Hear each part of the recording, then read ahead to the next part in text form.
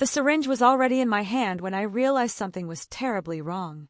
Dr. Martinez had just whispered those words, "Don't mess this up," with a desperation I'd never heard in his voice during my 3 years at Chicago General. His usually steady hands were trembling as he handed me the medication chart, and sweat beaded on his forehead despite the hospital's aggressive air conditioning that kept the ICU at a constant 68 degrees. The patient in bed 7 was different from our usual cases. No insurance paperwork cluttered his bedside table. No worried family members crowded the narrow space between medical equipment. Just expensive Italian leather shoes placed neatly under the visitor's chair, and a Rolex that caught the fluorescent lights every time he shifted his wrist.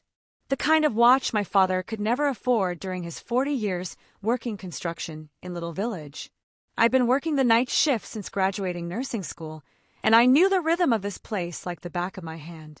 The way the ventilators hummed in harmony, the squeak of the third wheel on cart number 4, the smell of industrial disinfectant mixed with the coffee that burned too long in the break room.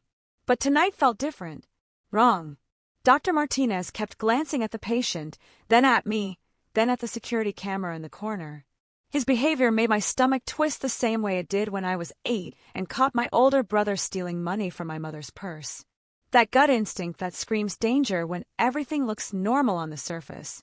"Just follow the dosage exactly as written," he said, his voice barely above a whisper. "No questions. No double-checking with pharmacy. No consulting the PDR. Just trust me on this one. Trust him." In 3 years, Dr. Martinez had never asked me to skip protocol. He was the physician who made residents recalculate dosages twice before administering anything stronger than Tylenol. The man who once made me redo an entire medication inventory because I'd miscounted aspirin tablets by 2. Now he wanted me to bypass every safety measure we've been trained to follow religiously? I looked down at the chart.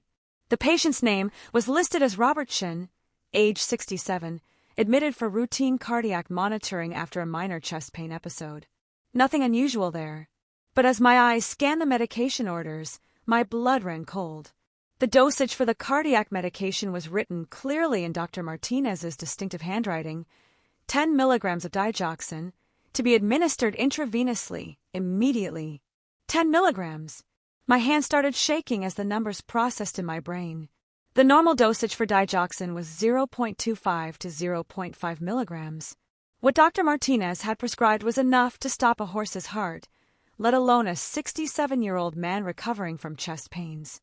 This wasn't a medication. It was a death sentence written in blue ink on official hospital letterhead. The patient stirred slightly, and I caught a glimpse of his face in the dim lighting. There was something familiar about the shape of his eyes, the curve of his jaw. Something that made my stomach drop even further into the pit of dread that was growing inside me. "Doctor," I started, my voice cracking like a teenager's. "I think there might be an error in the dosage here. This seems—" "There's no error." His words cut through the quiet hum of medical equipment like a scalpel through skin. "Just do exactly what's written. Exactly what I've ordered. Nothing more, nothing less. The way he said it made my skin crawl. Not the authoritative tone of a physician giving medical orders, but something darker. Something that sounded like a threat wrapped in a white coat and a stethoscope. I'd heard that tone before, in the voice of my stepfather when he told my mother she'd better not say anything about the bruises on her arms. I pretended to prepare the syringe while my mind raced through possibilities. Maybe Dr. Martinez was being blackmailed. Maybe someone had threatened his family. Maybe this patient wasn't who the chart claimed he was. But even as I tried to rationalize his behavior, my training kicked in. First, do no harm. The Hippocratic oath that every medical professional lives by, even nurses who never took it officially. The patient's eyes fluttered open, and he looked directly at me. In that moment, with the harsh fluorescent lights casting shadows across his weathered face, I saw it. The resemblance that had been nagging at me since I first entered the room. This man had the same dark eyes as Dr. Martinez. The same stubborn set to his jaw. The same small scar above his left eyebrow that I'd noticed on my supervisor during countless staff meetings. This wasn't just any VIP patient. This was Dr. Martinez's family. My hands were still trembling when I set the syringe down on the medical cart with a soft clink that seemed to echo through the silent ICU. Dr. Martinez's eyes snapped to mine instantly, and I saw something flicker across his face. Relief mixed with panic, like a man who just watched someone step away from a cliff he'd been pushing them toward. "What are you doing?" His voice was low, dangerous. The same tone he'd used 6 months ago when he caught an intern falsifying patient records. But this time, I was the one breaking protocol. I was the one refusing to follow orders. "I can't administer this dosage," I whispered, my voice barely audible over the steady beep of the heart monitor. "This amount of digoxin would kill him in minutes. You know that. I know that. This has to be a mistake. The patient, Robert Shin, according to the chart, though I was now certain that wasn't his real name, remained unconscious, unaware that his life was hanging in the balance of a conversation happening 3 feet from his bedside. His chest rose and fell steadily under the thin hospital blanket, the oxygen cannula in his nose whistling softly with each breath. Dr. Martinez stepped closer, close enough that I could smell the coffee on his breath and see the red veins in his eyes that spoke of sleepless nights and too much stress. When he spoke, his words were measured, deliberate, like he was choosing each one carefully. "His name isn't Robert Shin," he said finally. "It's Roberto Martinez. He's my father-in-law." The confession hit me like a physical blow. I'd been right about the resemblance, but wrong about the relationship. This wasn't Dr. Martinez's father lying in that bed. It was his wife's father. The man who had probably walked his daughter down the aisle, who had welcomed Martinez into the family, who trusted his son-in-law with his life. "I don't understand," I managed to say, though part of me was beginning to understand all too well. The expensive shoes, the fake name, the after-hours admission that bypassed normal protocols, the lethal dosage disguised as routine medication. "My wife, Sophia, she died in a car accident 8 months ago." His voice cracked slightly, and for a moment, I saw genuine grief flicker across his features. Roberto there was driving. He'd been drinking at his country club, celebrating some business deal. She was just the passenger, coming home from her book club meeting at the library on South Halsted. The pieces were falling into place like dominoes in my mind. The grieving widower, the father-in-law who'd killed his daughter through negligence, the opportunity for revenge disguised as medical care. But understanding his motive didn't make what he was asking me to do any less horrifying. "The police report said it was an accident," he continued, his eyes never leaving the unconscious form in the bed.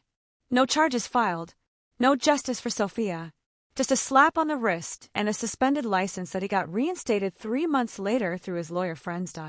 I thought about my own sister, Maria, who was the same age Sophia had been when she died. 28 years old with her whole life ahead of her. The way Dr. Martinez's voice broke when he said his wife's name reminded me of how my father sounded when he talked about my mother after she passed from cancer. "But this isn't justice," I said, surprised by the strength in my own voice. "This is murder, and you're asking me to be your accomplice." His expression hardened instantly, all traces of grief replaced by something cold and calculating. This was the face I'd never seen before, the side of Dr. Martinez that existed beneath the professional facade and the caring bedside manner. "You're going to do exactly what I've ordered," he said, his voice dropping to a whisper that somehow carried more menace than if he'd been shouting. "Because if you don't, I'll make sure everyone knows about your little problem with the pharmacy inventory last month." My blood turned to ice. The missing oxycodone that I'd reported as a clerical error. The pills that had actually been stolen by my younger brother Diego, who'd been struggling with addiction since his injury at the factory. I'd covered for him, adjusted the counts, and filed a false report to protect him from criminal charges. It was the first and only time I'd ever compromised my professional integrity, and somehow Dr. Martinez knew about it. "That's right," he said, reading the recognition in my eyes. "I know about your brother. I know about the pills. I know about the fake report you filed with hospital security.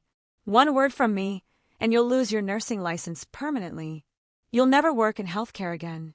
And Diego, he'll be facing felony drug charges." The heart monitor continued its steady beeping, marking time like a countdown to an impossible decision. Save a man who'd killed an innocent woman, or protect my career and my brother's freedom by becoming a killer myself. "You have 30 seconds to decide," Dr. Martinez said, holding up his watch. "Administer the medication as ordered, or watch your entire family's life fall apart. I stared at the syringe for what felt like an eternity, but Dr. Martinez's watch told me it had only been 15 seconds. 15 seconds to choose between becoming a murderer or watching my family's world collapse. The weight of that impossible decision pressed down on my chest like the time I'd nearly drowned in Lake Michigan during a family picnic when I was 12. 10 seconds, he whispered, and I could hear the desperation creeping back into his voice. He needed me to do this. Without me, his plan fell apart. Without me, he'd have to find another way to get his revenge, or live with the knowledge that his wife's killer was sleeping peacefully in expensive Italian leather shoes.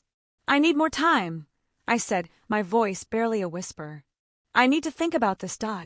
His laugh was bitter, hollow. Think about what? Think about how your brother will look in an orange jumpsuit. Think about how you'll explain to your family why you can't help pay for your nephew's medical bills anymore because you're unemployed and unemployable. He was right about the bills. Diego's son, my 8-year-old nephew Carlos, had been born with a heart defect that required constant monitoring and periodic surgeries. The insurance from my job at Chicago General covered most of it, but there were always co-pays, specialist fees, medication costs. Without my nursing salary, the family would drown in medical debt within months. But as I looked at Roberto Martinez, the man whose real name had been hidden behind the lie of Robertson, I saw something that made my decision even more complicated. His eyes had opened again, and this time they stayed open. He was looking directly at me with an expression of complete trust, the way patients always looked at nurses. Like we were angels in scrubs, sent to heal and protect. "Please," he whispered, his voice hoarse from the intubation he'd had earlier. "Water. My throat. It's so dry." Dr. Martinez tensed beside me. This wasn't part of his plan. The patient was supposed to remain unconscious until the deed was done. Now Roberto was awake, alert, asking for basic comfort from the woman who was supposed to kill him. "Ignore him," Dr. Martinez hissed. "Give him the medication. Now. But I couldn't ignore the way Roberto's eyes crinkled at the corners when he tried to smile at me despite his discomfort. I couldn't ignore the small photo that had fallen out of his wallet onto the bedside table, a picture of a young woman who looked exactly like the Sophia I'd seen in Dr. Martinez's desk drawer. Same dark hair, same warm smile, same gentle eyes. "That's my daughter," Roberto whispered, noticing where I was looking. "Sophia. She died 8 months ago. Car accident. I was driving." The guilt in his voice was unmistakable. This wasn't a man who'd killed carelessly and moved on. This was a father destroyed by his own actions, carrying a burden of grief that matched his son-in-law's rage. The tremor in his hands wasn't from his medical condition. It was from the same emotional devastation that had been eating Dr. Martinez alive for months. "I know," I said softly, glancing at Dr. Martinez, whose face had gone pale. "I know about Sophia." Roberto's eyes widened slightly, then filled with tears. "She was coming to see me. I called her, told her I was having chest pains. She left her book club early to drive me to the hospital. If I hadn't been drinking, if I hadn't been so proud to call an ambulance, she'd still be alive." Dr. Martinez made a choking sound, like he was trying to swallow something too big for his throat. For the first time since this nightmare began, I saw him as something other than a dangerous threat. I saw him as a man watching his father-in-law confess to the very guilt that had been consuming him for months. "The medication," Dr. Martinez said again, but his voice had lost its edge. Now he just sounded tired, defeated. Just give him the medication." I picked up the syringe again, feeling its weight in my palm. Such a small thing to carry such enormous consequences. But as I held it, an idea began forming in my mind. A way to save Roberto's life without destroying my family. A way to force the truth into the light without becoming a killer myself. "I'll do it," I said finally, loud enough for both men to hear. "But first, I need to document everything properly. Hospital policy requires a witness for high-dose cardiac medications." Dr. Martinez started to protest, but I was already moving toward the hallway. "I'll get Nurse Patterson from the next unit. She's been here 20 years. Administration trusts her documentation completely." "No," Dr. Martinez said sharply. "No witnesses. No documentation. Just do what I ordered." But I was already at the door, my hand on the handle. If you want me to administer a lethal dose of digoxin to your father-in-law, I'm going to make sure there's a paper trail that leads directly back to you. That's the only way I'll do this, Dad. The look in his eyes told me I'd just turned the tables completely. He could blackmail me into silence, but he couldn't blackmail me into creating evidence of his premeditated murder plot. Roberto was watching our exchange with growing understanding, and I saw the exact moment when he realized what was really happening in his hospital room. The hallway outside Roberto's room felt like stepping into a different world. The familiar sounds of Chicago General at 2 a.m., the distant hum of vending machines, the soft conversation of nurses at the station, the occasional beep from patient monitors, suddenly seemed surreal after the nightmare I had just left behind. My legs were shaking so badly I had to lean against the wall to steady myself. I didn't go looking for Nurse Patterson. Instead, I pulled out my phone and did something I'd never done in 3 years of working here. I called the hospital's anonymous ethics hotline. The same number that was posted on bulletin boards throughout the facility, the one we'd been trained to use if we ever witnessed anything that compromised patient safety. Chicago General Ethics Hotline, this is Dr. Williams. How can I help you? My mouth went dry. Dr. Williams was the chief of internal medicine, Dr. Martinez's boss. If I reported this, and it turned out to be my word against his, there was no question who administration would believe. But if I didn't report it and Roberto died, I'd be an accessory to murder.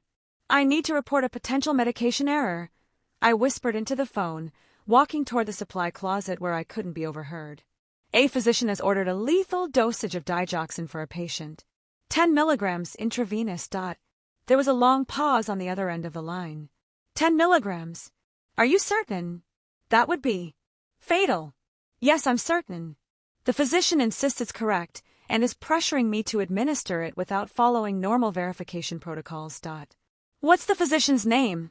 Dr. Williams's voice had shifted into the crisp, authoritative tone I'd heard him use during emergency codes. I closed my eyes and made the decision that would change everything. Dr. Eduardo Martinez. ICU attending. The patient is in bed 7, admitted under the name Robertson, but that's not his real identity. Another pause, longer this time. I could hear typing in the background, probably Dr. Williams, pulling up electronic records on his computer. I'm showing Dr. Martinez isn't scheduled to work tonight, he said finally. And we don't have any patient named Robertson in the ICU. My heart stopped. If Dr. Martinez wasn't supposed to be here, if Roberto's admission had been processed outside normal channels, then this conspiracy went deeper than I'd imagined. Someone in administration had helped falsify records. Someone with access to the patient database had created a fictional identity. This wasn't just about revenge. It was about a carefully planned murder that had been orchestrated to leave no official trail. The patient is definitely here, I said, my voice stronger now. Bed 7 ICU. Latino male, approximately 67 years old. Dr. Martinez told me the patient's real name is Roberto Martinez, his father-in-law. The typing sound stopped abruptly. His father-in-law? Dr. Martinez's wife died in a car accident 8 months ago. Her father was the driver. There was a whole investigation by hospital administration because Dr. Martinez took extended leave and there were concerns about his mental state when he returned to work. So they knew. The hospital administration knew about the connection between Dr. Martinez and Roberto, knew about the circumstances of Sophia's death, knew about the potential for exactly this kind of situation. And somehow, they'd allowed Roberto to be admitted under a false name with Dr. Martinez as his attending physician. Dr. Williams, I said, my voice urgent now. I need security in the ICU immediately. Dr. Martinez is in the room with the patient right now, and I think he's going to try to administer the medication himself if I don't return soon. I'm on my way, he said. Don't go back into that room. Stay exactly where you are. But as I hung up the phone, I heard something that made my blood freeze, the sound of Roberto Martinez screaming. I ran back toward the ICU, my sneakers squeaking against the polished linoleum floor. Other nurses were emerging from patient rooms, looking confused and alarmed. The night shift supervisor was hurrying down the hallway from the nurse's station, her face grim with the kind of expression that meant someone was dying. As I rounded the corner, I could see into bed 7 through the glass partition. Dr. Martinez was standing over Roberto with a syringe in his hand, But Roberto was awake, struggling, trying to push him away. The heart monitor was beeping frantically, showing a rhythm that was rapidly becoming erratic. "Please," Roberto was gasping, his voice carrying down the hallway. "Please, Eduardo. I know I killed her. I know I destroyed your life. But please don't do this. Sophia wouldn't want this. Dr. Martinez froze, the syringe halfway to Roberto's foreline. For a moment, I thought he might stop, might come to his senses and realize what he was about to become. But then his face hardened again, and I saw him push the plunger down. "That's for Sophia," he whispered. I burst through the door, just as the medication entered Roberto's bloodstream.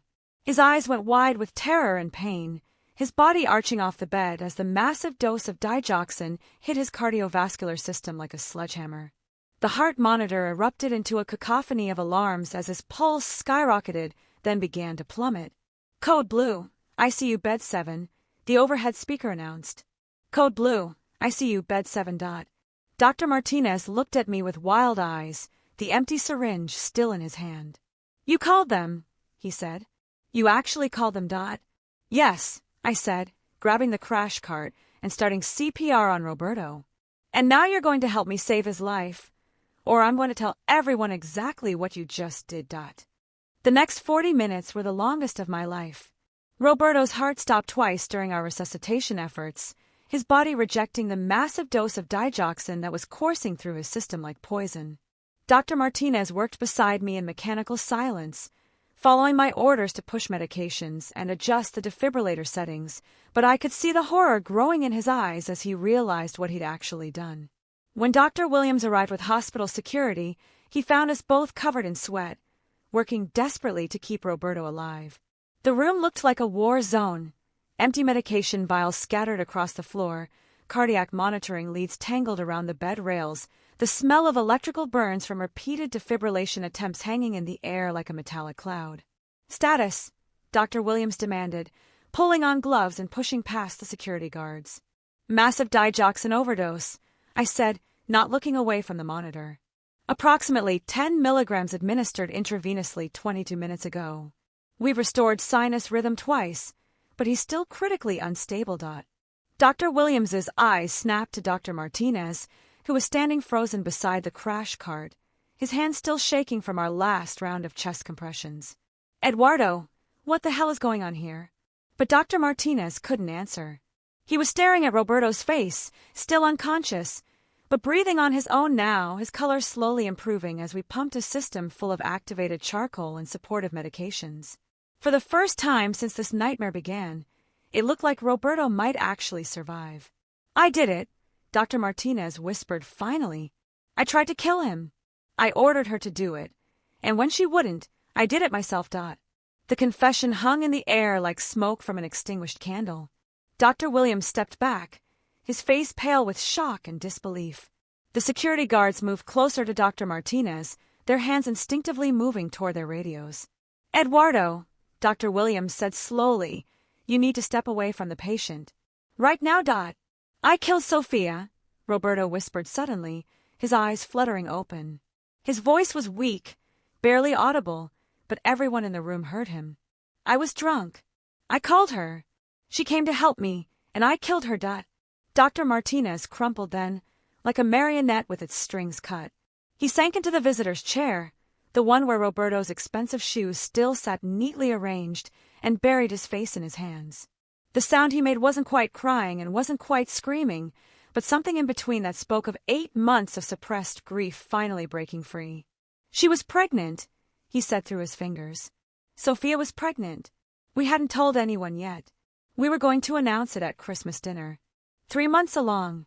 We had ultrasound pictures hidden in our bedroom dresser. The room went completely silent except for the steady beep of Roberto's heart monitor. Even that seemed quieter now, more stable, like his body was finally processing the trauma and beginning to heal. Roberto turned his head toward Dr. Martinez, tears streaming down his weathered cheeks. "I didn't know," he whispered. "Dear God, Eduardo, I didn't know about the baby. Dr. Williams was already on his phone, calling for additional security, for the police, for the hospital administration that would have to deal with the fallout from this disaster. But I kept working, monitoring Roberto's vital signs, adjusting his 4 fluids, doing the job I'd been trained to do despite everything that had happened in this room. Over the next 3 hours, as Roberto's condition stabilized and Dr. Martinez was led away in handcuffs, I gave my statement to the police 7 different times. I told them about the blackmail, about the false identity, about the moment when I realized I had to choose between my family's security and a patient's life. Detective Rodriguez, a tired-looking woman who reminded me of my Aunt Carmen, took notes in a small spiral notebook and asked me the same questions over and over. Why didn't I report it earlier? Why didn't I refuse to enter the room? Why didn't I call security the moment Dr. Martinez showed me the lethal dosage? Because I was scared, I told her honestly. Because I thought I could find another way. Because I believed I could save Roberto without destroying my family. And did you? She asked, looking up from her notebook. Did you save him without destroying your family? I thought about Diego, who would have to face his addiction without me covering for him anymore. About Carlos, whose medical bills would be harder to manage without my nursing salary. About Dr. Martinez, who would spend years in prison for attempted murder while wrestling with grief that might never fully heal. I don't know, I said. Ask me in a few years. Roberto Martinez survived, though he spent 2 weeks in intensive care recovering from the digoxin poisoning. When he was finally released, he checked himself into a rehabilitation facility for alcoholism and spent the next 6 months getting sober. Dr. Martinez was sentenced to 8 years in prison for attempted murder, though he'll be eligible for parole in 4. As for me, I was suspended for 2 weeks while the hospital conducted their investigation, then quietly reassigned to the emergency department on day shift. They never filed formal charges related to my brother's theft, but they made it clear that my career at Chicago General was effectively over. I'm looking for a new job now, somewhere that doesn't know my history. Some people have called me a hero for saving Roberto's life. Others have called me a fool for not reporting Dr. Martinez sooner. I think I'm probably both. But when I look at myself in the mirror each morning before my shift, I can live with the choices I made that night. And sometimes, in a job like nursing, that's the best you can hope for. What do you think? Was I right to intervene, or should I have followed orders? Share your thoughts in the comments below, and don't forget to subscribe for more real stories from the world of healthcare that will keep you on the edge of your seat.